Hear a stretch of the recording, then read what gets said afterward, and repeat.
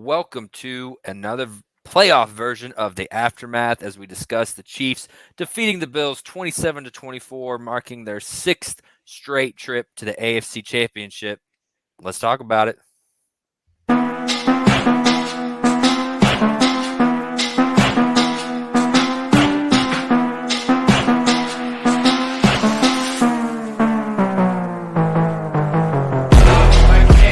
What's up, everybody? Welcome to the Aftermath podcast. I am your host, Christopher Tenpenny, joined by my co-host, CJ Jones and Keegan Russell. Gentlemen, they said we couldn't do it. They counted us out. They said that we were washed. They said Travis Kelce was too busy dealing with Taylor Swift. They said Patrick Mahomes' time was past. These receivers couldn't catch. Andy Reid was losing his mind. Gentlemen, we are back in the AFC Championship for the sixth straight season. How are we feeling about it? I mean, woo! Hey, they said that magical switch we couldn't flip got flipped, huh? No better time than the present. I just flipped the switch. Yeah, it's all about being hot at the end of the year. That's all it is, getting hot at the right time. Everything we wanted them to do, they did it. Well, mostly to that part, but yeah.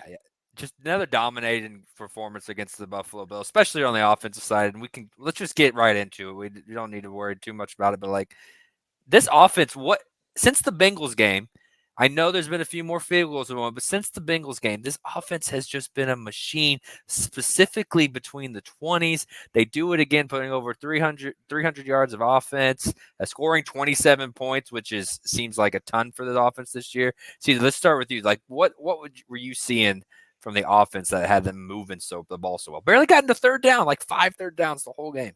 Absolutely. I think we only punted one time the whole game, which is crazy. Right. So Tommy was on the bench a lot. So we just committed to who we are. We said that last week on the last episode. It's just if we run the football and commit to Pacheco being the engine of this offense, we can do whatever we want. He had 15 plus carries. Obviously, he had 100-yard total offense. So whenever he has a great day, he averaged 6 yards a carry. Clyde only had 2 carries, but ironically, he had 15 each. So he had like over 30 yards of his rushing as well. MVS had 2 of the biggest catches of the game. Kelce was Kelce, and then you can see he was being healthy and fresh for that game. So him sitting out that Chargers week definitely did something for him, helped him get back into his rhythm. The O-line dominated from run game to our power scheme, gap scheme. Everything we did with short yardage was essentially money for this offense. Mahomes like he usually is, but he just trusted guys to make plays. And MVS having 2 of the biggest plays of the game is almost like poetic justice, because this time a year ago in the Bengals game, we had those same questions. Who's going to step up? And obviously he was the best player for us outside of Pat in that game as well. So it's just everything that we wanted them to do for the last 2 or 3 months, Chris and Keegan. They've literally done it. Like, commit to the run game, give the ball to number 4 and 87. Obviously, play great defense. Don't turn the ball over. We had no false start penalty yesterday. The O-line had nothing. No holdings. Not one sack. Everything we wanted them to clean up, and the accumulation of what most people in the media thought we couldn't do for one game or even 3 games in a row, essentially, to get to a Super Bowl is play clean football. And we did that for 4 quarters yesterday. Yeah, outside of maybe 3 plays, that was probably the most efficient the offense has looked all season, maybe. I mean, yeah, just a couple plays here and there to clean up. Like I said, no penalties. I mean, I sat here with Chris a couple days ago and said all the eyes are going to be on Juwan Taylor. You know, he's going to be the guy that gets focused in on it. Nothing. There was even the O-line was so good. I did not realize Joe Tooney went out and Allegretti came in. I didn't even notice. That's how good the O-line played. I didn't even notice Allegretti was in. I couldn't even tell you what part of the game he came in. That's how good that O-line was. They had tons of holes open. Pacheco was doing what he does, where he just runs hard straight ahead. It was a fun game. I felt like the game kind of started the way the last Bills game went, where Bills come out and they run the ball, they get out there early, they play physical. Chiefs have a key guy on defense go down. This time it's Mike Edwards with the concussion. Then Willie Gay goes out, and you could feel it. It was going to be a very, very physical game, but the Chiefs matched that pretty much the entire first half, doing the same kind of stuff. We weren't out running the ball for quarterback position, but Pacheco doing what he does best, and Clyde with his big run there. We just met the physicality, and I think that's one thing we talked about a couple of days ago is if the Chiefs were going to have a really, really good shot here, is that offensive line was going to have to set the tone. They couldn't get pushed around, and they really did. They set the tone early. I mean, that defensive line is much better than what we've seen in the last couple of weeks, and they really didn't have an impact on this game at all. Yeah. Absolutely. No, they absolutely dominated, and I think it was like 2 drives. It was late fourth or early fourth quarter, I think, is when Tooney went out. So he was in it for most of the game. I think he played 37 of the 47 snaps. But like you said, they dominated from start to finish. The tackles, which have been an issue all year, didn't even notice, any issues from Taylor Smith. And that's a good offensive line. When you're not noticing them and we're not talking about them, it's an afterthought like, oh yeah, I didn't hear his name. Like, that means you were balling probably. So, and I saw Troy Smith was getting into their heads too. There were a couple times where those DTs at the end of a run play would push on Trey Smith when I had a free shot, and Trey Smith would just laugh at it and be like, "Bro, I'm here all day. I'm here all day. He's like, a big man. We're gonna do this again. I'm gonna run. We're gonna run it down your throat." And it's just so fun to see the offense clicking. Again, I think it starts with the Bengals game. Again, I know people were mad with the field goals, but that's when you could see mentally they switched. They figured out their identity, take the points, and give it to the big three. I had my doubts prior to that. The Raiders game was such a low point the second time. The first one had its low point too, but the second Raiders game, I can admit here as a diehard Chiefs fan, I had my doubts in this offense. I was not sure if they were going to be able to get it together, if they were going to be able to mentally switch into or then find an identity. And gentlemen, they did it. They flipped the switch. They've attacked it. They've embraced it. And now it's like, well, I know we're going to talk about the Ravens later of the week, but as great of a team as that is, we've only seen a couple games of this Chiefs team. So anything's possible. They had just as good a shot as anyone to go into that game. But I was just really impressed with these last few weeks. That was highlighted by this divisional win against the Bills about the offense embracing their identity, even though there may have still been a couple of choice play calls on Andy's part. That's going to happen. That's part of Andy's MO. But we good. It's 27 points. You told me 27 points against the Ravens. I think I'd sign up for it in a heartbeat. It might take 30. But I think I would still sign up for it if you told me that guaranteed 27 points. If you told me we scoring 27 points, I think we could beat anybody in the NFL right now. Yeah. Because this defense had a rough day, obviously, and given the fact Lamar, Josh Allen's one of the best weapons, if not arguably outside of Mahomes. As far as athletically, probably the best weapon at quarterback when you're talking about him and Lamar Jackson. So involving him in a run game is a very hard thing to do. And obviously when you lose guys like Mike Edwards early, Willie Gay left the game early, that kind of limits you as far as packages and things you want to do. And shout out to Chamari Connor was giving him his flowers. He stepped up and stepped in and played a big game. Deion Bush came in and stepped in, didn't miss a beat, didn't hear his name called at all, didn't get beat over the top. So guys came in and played their role. And obviously, and we said that on the last show or 2 episodes ago. I said, this is the week you're not rushing for sacks. You're rushing to get incompletions and throwaways. And that's what we did. Keep Josh Allen in the pocket. Don't let him control the game with his legs. Obviously, he's going to have his plays when they get in the third and short and second and short, just because he's so physical and you can play 11-on-11 football when you use quarterback for QB powers and stuff like that. So you let him have those. But as long as he's not beating you over the top, you're not letting him extend the play all the time and making him throw the ball away and incomplete, you'll win those downs. And we got batted passes as well. So the D-line did their job. It may not look sexy in the stat sheet, but go back and watch the film. They played great for sure. Yeah, 27-24. The game definitely was not as – it was a great back-and-forth game, but it's like that game was two halves because the second half was nowhere near as close as the score stood. Absolutely. No, for sure. And that's something I wish they would highlight more on, when you're watching the game in the broadcast. Maybe they just don't know what's going on. I mean, Tony Romo knows what's going on, but he does. You can tell that Chris Jones I don't know. was not rushing the passer to sack Josh. He was staying in his lane, extending, making sure he could. Yeah, that's why he was kind of in on every. And then you see people on Twitter, or you see just the casual. Why is he not getting the sack? Chris Jones has done nothing in the stat column. It's like, bro, he is playing his mind out of his mind right now, doing what he's supposed to for this team to win. He's prioritizing team over the individual. Individually, he probably could have grabbed a sack, maybe 2 if he just went straight out. But how many times is he going to give up contain or give up an up the rush 20-yard run to Josh Allen that he just sure you get an 8-yard sack and then you try to do it on second down and Josh runs 22 yards field. What did you accomplish? Nothing. Nothing. So. And it showed he late. Still did what he needed. Yeah, he still came up late in that game to make plays, stopping the run, preventing Allen from getting out of the pocket. It's not your traditional sack for a loss, but there were several plays down the stretch because I remember going into the fourth quarter, I tweeted out, I was like, all right, it's time for that Chris Jones, make or break playoff type play. And, it wasn't the sack or the strip fumble type thing, but that Josh Allen run where they kept him short of the first down. That was a huge turning point. I know he fumbled it right there, and then of course we didn't take it back and do anything with it. But that was a huge turning point right there in the fourth quarter, and that was all set up with Chris Jones just getting. So we did force the fumble. We just got to jump on it. Yeah, Chris did force it. Chris did force. We did get the turnover. So and then he gets credit on driving Deion Dawkins back into where Josh couldn't get enough on that throw to the end zone. Dawkins, good luck. Oh my gosh, yeah. Was great. That was great from Mahomes afterwards. Oh, that was funny. Great job. Tackles are talking trash pregame. Like, and it wasn't like aggressive trash. Like, don't get me wrong, it wasn't, but like it was subtle. He was, he disguised it by hyping up the Bills fans. But for your left tackle to be like, to say good luck to Patrick Mahomes, like, all right. This ain't Stephon Diggs. This ain't Von Miller. Like, Von Miller has the catcher to be able to say that kind of stuff, even though he's done nothing this year. Like, this was your left tackle that only, not the casual you're calling fan. Out a guy that you're not even going up against yourself. Like, if anything, call out Amenahue or Chris Jones and say, hey, good luck getting through us out here.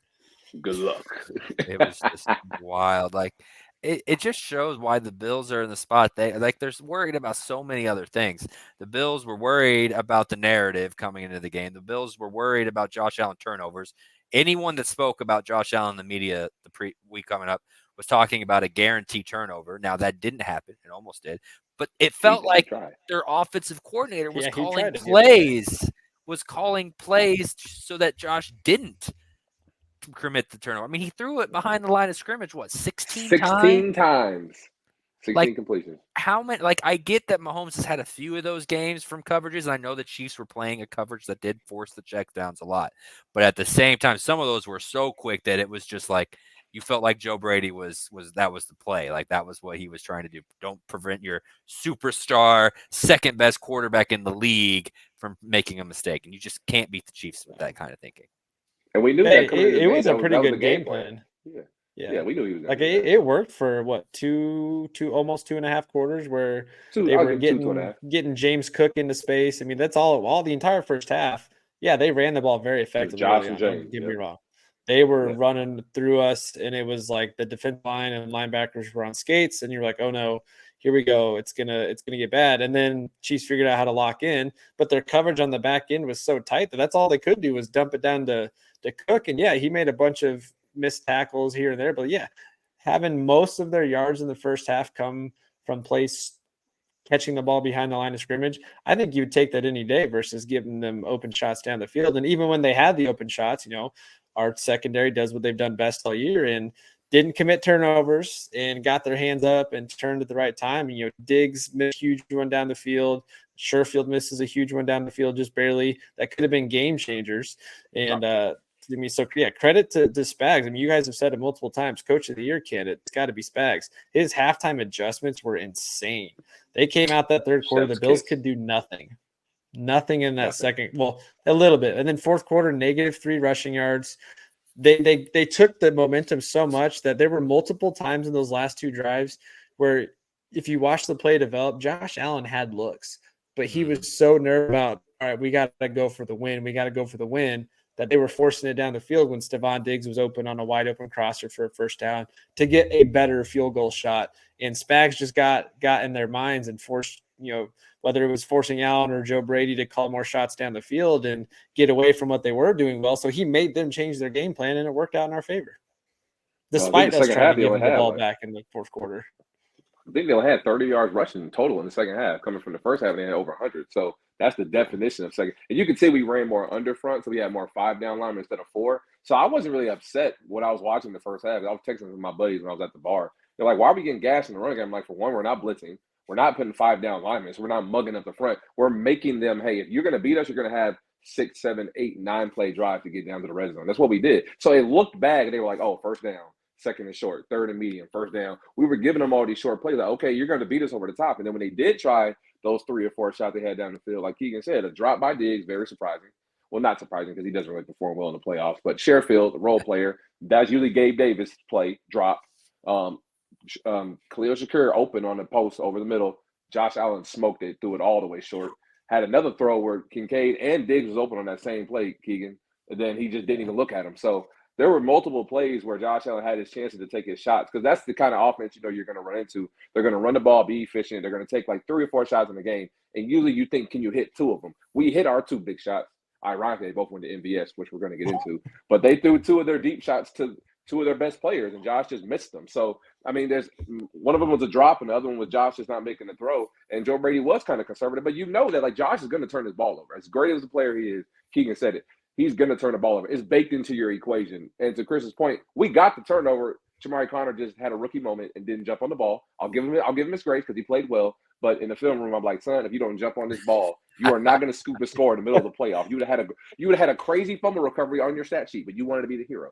So no, overall, Spags had a great game plan, man. He did what he was supposed to do. Keep everything in front, make him throw it short, and we're going to have essentially the same game plan this week. Lamar Jackson's great in the run game. They involve him. They use an extra lineman, a.k.a. Pat Ricard, who's their fullback, who's like 300 pounds. So they do the same thing as Buffalo. They're going to run the ball and involve him, and we have to do a great job of keeping things in front of us and not letting them beat us deep. So same thing this week.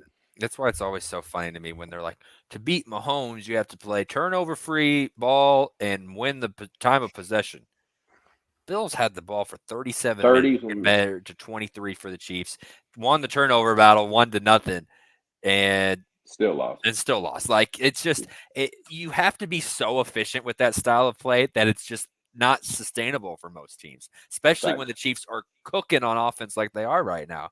Like, absolutely. It's one thing that I don't know if the Bills, like, credit to Spags, he made a great adjustment. The defense made great adjustments. It's a big part of why they only were held to 7 points in the second half. But we always talk about defenses getting tired.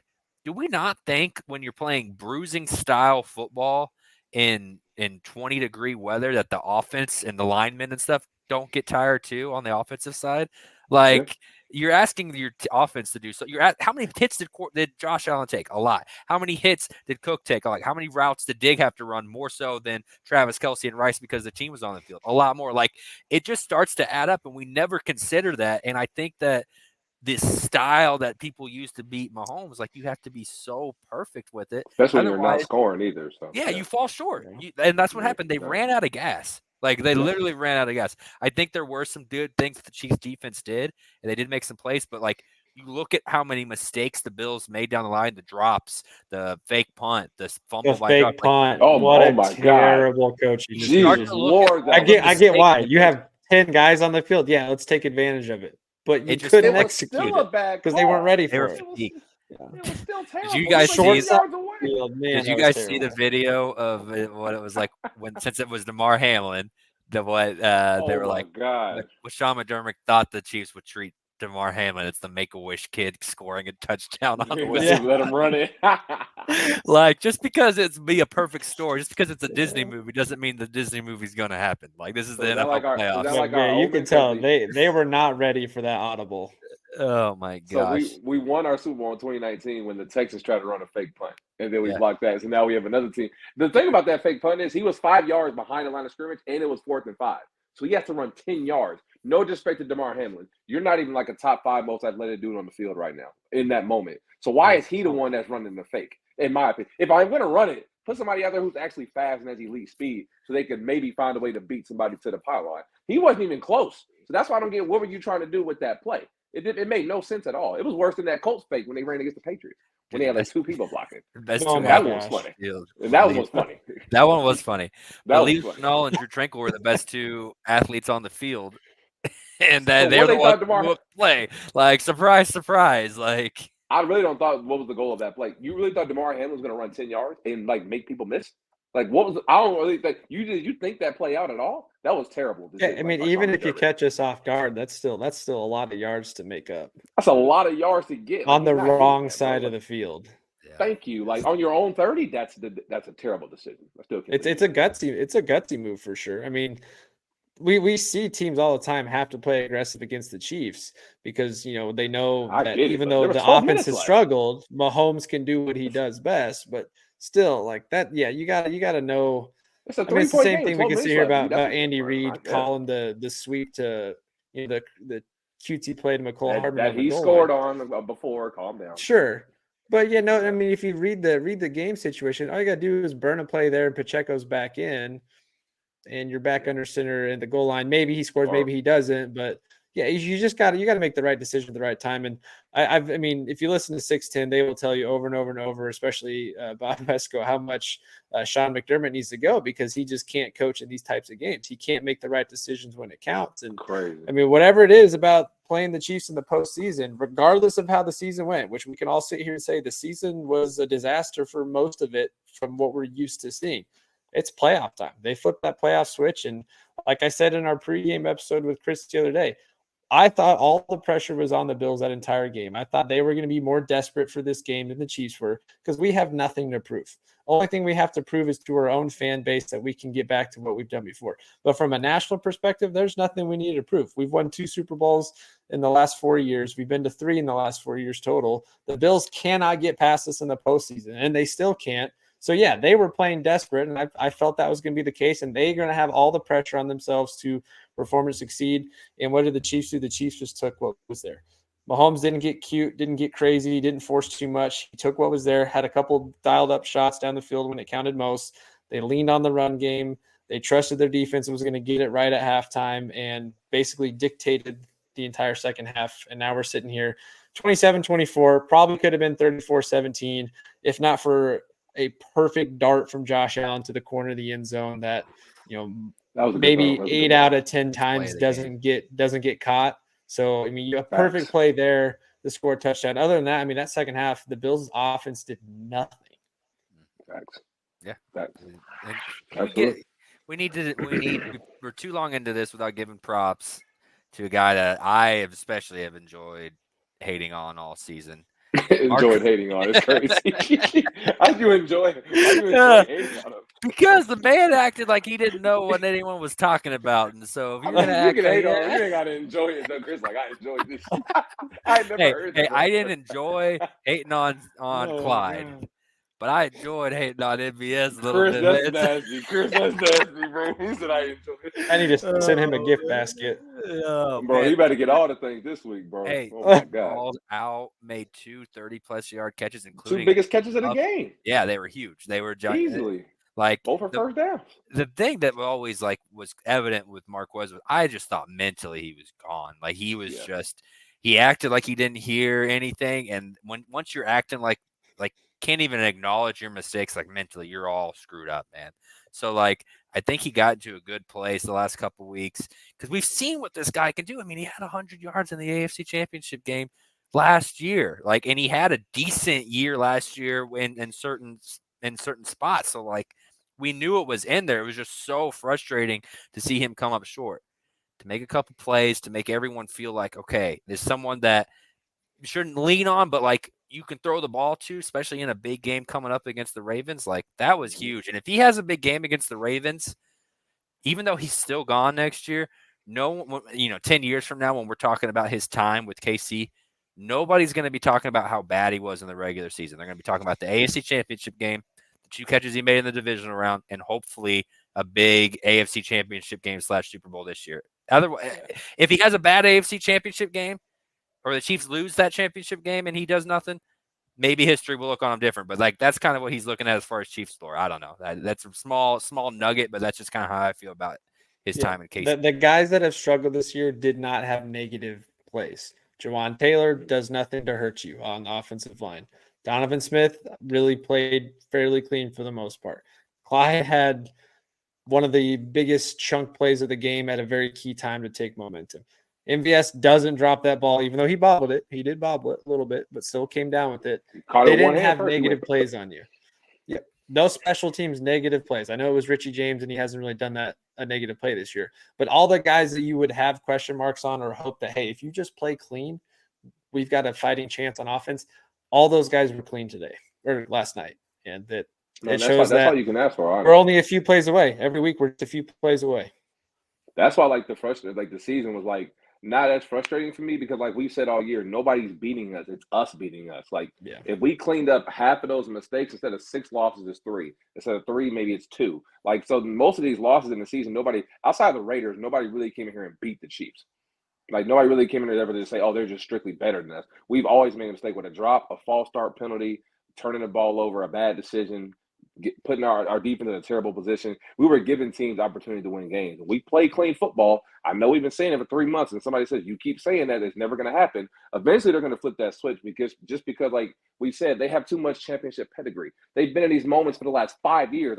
If I find it hard to believe a team that's been in 3 Super Bowls, like Keegan said, just cannot play winning football at all for 4 quarters for one night. And they've done that for 2 weeks in a row now. Now we got to see, can we do it for another week to give ourselves a chance to get 2 weeks off and then go to Vegas. But everything they're doing right now, that's why I'm like, as much as I was more hyped when we beat the Bengals last year than I was now.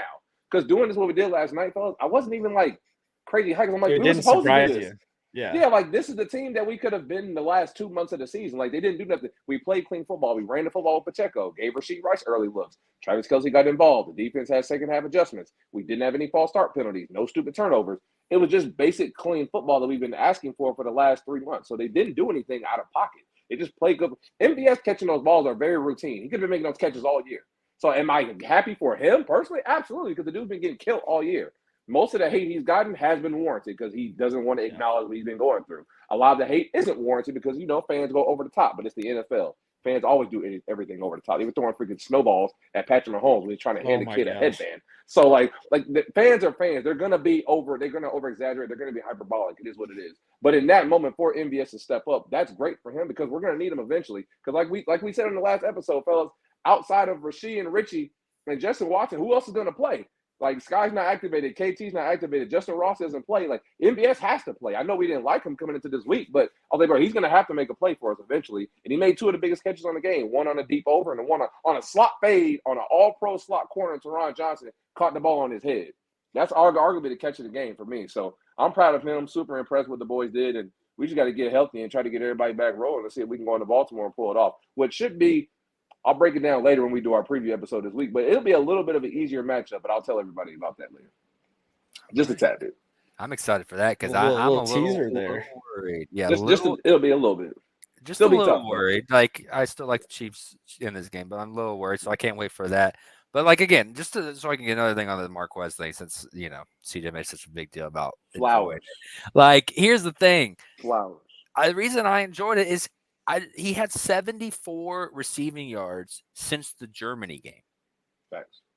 Like, and he refused to acknowledge it. Like, that rubs me the wrong way as a team that has a championship pedigree, that is struggling, that is looking to get back to their championship form. So, like, that was what was bugging me so much. And for him to finally seem to mentally shake it off, that was not intentional. Shout out Taylor, baby. That was not intentional.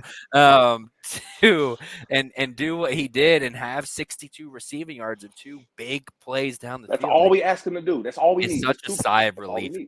Now the Ravens have to circle it. Now Kyle Hamilton or if Marlon Humphrey plays, I don't know what is, but like you have to circle that on film. Hey, the Bills had let this happen and he burned them. Like, we can't let it happen. Like, just put it on film to make it shown that you are a threat again, and he did that. Always, absolutely. I digress. I'll move on, but like, no, for sure. Shout out to 11, man. Did your thing, bro. Made a couple good plays. It was awesome. You stepped up, man. That's all we asked for, bro. So, but I don't know if I need McCole touching the ball next week. Now let's ease up on 12. He scored on that play 4 times in the game. I'm not. He's reaching for the pylon. It is. I know. But it's just like 2 fumbles. I don't like hating on McCole. I enjoy McCole. It's ironic. We've been asking for that play. Like, I've been screaming, like, let McCole get a jet sweep in the goal line. He finally gets his moment that he does that. I'm like, he's the money man on that play. Another one of those, you just got to know where you are in the game. Just like you could tell, I think at least, him rolling over, he was trying to stand instead of just covering it and going down. Clearly, go like, instead of reaching like this, just go like this. Like, so that's why coaches always say, don't. Because a lot of our coaches I've seen that I played for in the past, some say they're okay with reaching for the pylon. Some say don't ever do it. So obviously Andy's a little lenient, so he's going to mind you doing it. But if you are going to do it, you need to make sure you squeeze the ball and don't let it go out the back of the end zone. So if you are going to do that, like I would have done what Keegan said, I would have just kept it close to my body and just rolled over. And if I don't score, I don't score. Okay, it is what it is. We still have another play to live. The season wasn't on the line. It's not like it's not the last play of the game. Exactly. That's why you guys don't need to do that. Yeah, I mean, everybody wants to score right there.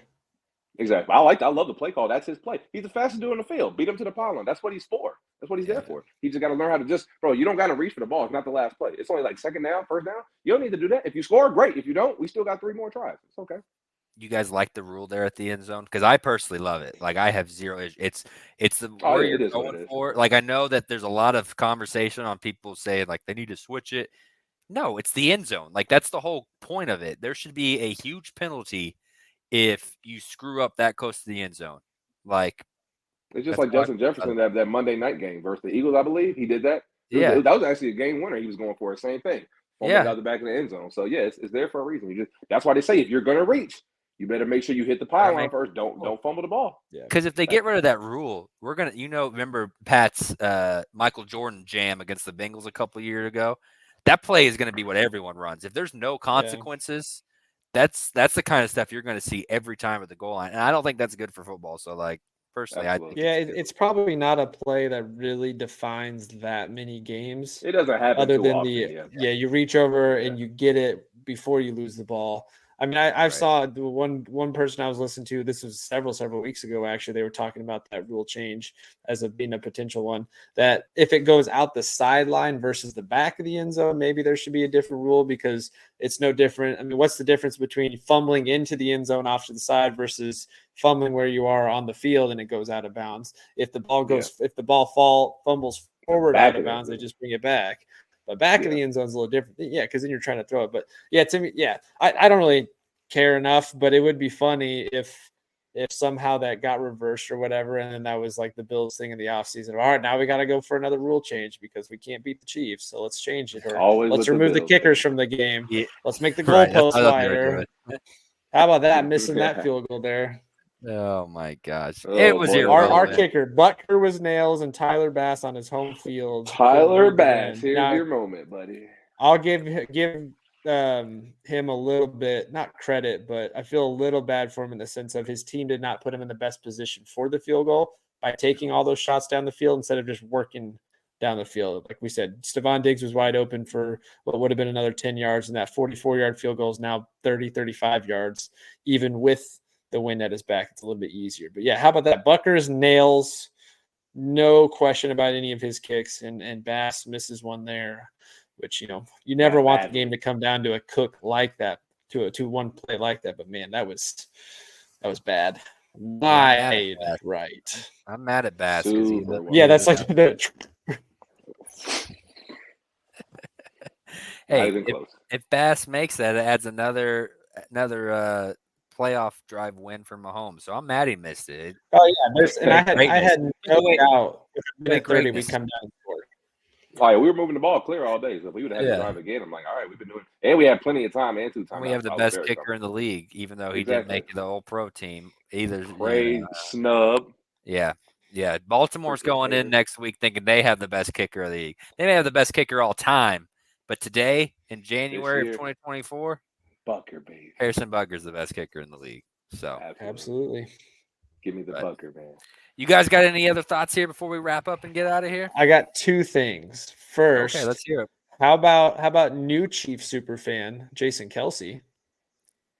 Oh man, I've brought that up earlier. Yeah, that was incredible, and it's so funny to me because every time they show Taylor Swift having fun, all the old men are like, "Get her off the screen! I don't want to see this young 30-year-old having fun." And then you show a 30-year-old bear just chugging beer. Yeah, more of that, more like, bro. You just hate the hate now. It's so funny when you hear her name come on the screen. You just hear all the women in the bar going, "Oh my God, Taylor!" Yeah. I'm like, "Oh my God." The only reason Jason Kelce's even in a position to do that on that level of is because of Taylor. It's because of Taylor. He's in Taylor Swift's box, like. Yeah. Jason Kelce's been to plenty of Chiefs ain't panning to you, Jason. That's a fact. Over his long career. That was fun to see his excitement and getting in, because I mean, if he is actually retiring, you got to think you'll see some more of him potentially. Oh yeah, in the next year or so, doing some fun stuff there. Sure. Yeah, absolutely. But no, the other thing I was gonna say, injuries. Just for a quick second here. So far, as of Monday night, most of the injury concerns we have outside of Mike Edwards might not be as bad as we thought. Joe Tooney had his MRI today, and it's just a pec strain. Status is up in the air, but these offensive lineman guys, they tend to play through just about anything. So I imagine we'll see him. And then Willie Gay didn't really dive in too much about what the actual injury itself was, but basically said, I'll be ready for game day. So those two, great. Mike Edwards is, I would guess at this point, is probably going to be out, concussion protocol, especially when the cold grapevine. I've talked to people close to Mike Edwards. They said he's good. He just has a headache. That's from people that I know that know him. You still got to pass. So he probably won't practice until Friday, if any. Pass the protocol. So yeah, at least it's not nothing crazy though. So hopefully, but you got to feel good. You got to feel pretty good coming into Baltimore. That your injury concerns are pretty minimal. And I know Baltimore has a lot. I mean, we'll get into that later. Of course, they got potentially getting Mark Andrews back, but they've got injuries still that they're concerned about. But yeah, I know you kind of teased it, and we'll get into this later in the week. But I just have a feeling that game it's going to be fun. But I foresee a lot of field goals in that game. Both two good defenses for sure. Two good defenses keeping you out of the red zone or out of the end zone. So that's all. I think these are the top two scoring defenses. They gave up 16 points a game. We gave up 17. So it's just like Philly. Two top teams in sacks. Two top teams in sacks again. So you know what Pat Mahomes does against number one defenses. So both teams had over 500 yards total offense as the Chiefs win 18-15. Is that what's going to happen? I don't know. For all we know, it might be something like 34-29 or something. Yeah. So, but all right, guys. Well, hey, before we get out of here, CJ, where can the good people find all this content? Maybe a sneak peek to your teaser to Thursday's episode or Friday's episode. I'll drop a teaser for this weekend too for fantasy purposes and betting. You guys can find me on Twitter at CGZ81, CJEEZY81. My DMs are open if you guys want to talk betting. If you have any questions about your props this week, if you want to just watch film, we're going to probably do some more film breakdowns too. My DMs are always open to talk. All right. You, Keegan? Yep, at Keeganator_11. I promise my stuff is not as great as what CJ typically posts. He's more active than I am. Did have a good week betting myself, so I'll probably still have a couple of things that I like later this week. I'm kind of on a back-to-back NFL hot streak and some college basketball stuff. But yeah, Keeganator_11. Of course, you can find the other stuff I'm doing with KC Sports Authority at KCSA Pod. We'll probably put out a lot of stuff this week because, again, it's football season, it's basketball season. There's a lot going on all at once, and this is a good time to be a sports fan. So if you're a Chiefs fan, Royals fan, KU fan, sports betting, NBA, should follow the channel right now here on YouTube at KCSA Pod. Here on YouTube, Spotify, Twitter, Facebook, Instagram, TikTok, Aftermath, all of it. Just give us a like and a follow. I would love to see another 10, 15 subscribers added this week, where we're making some steady progress, and that is thank you to all of those watching. But it's because you guys enjoy the stuff we're putting out, I think. So continue to support us. We'd love to see it. There's still tons and tons of great stuff coming as we, get closer and closer to Super Bowl. Yeah, continue to grow. And if you already listened to it this far, I'm sure you already hit that like and subscribe. So now just tell a friend.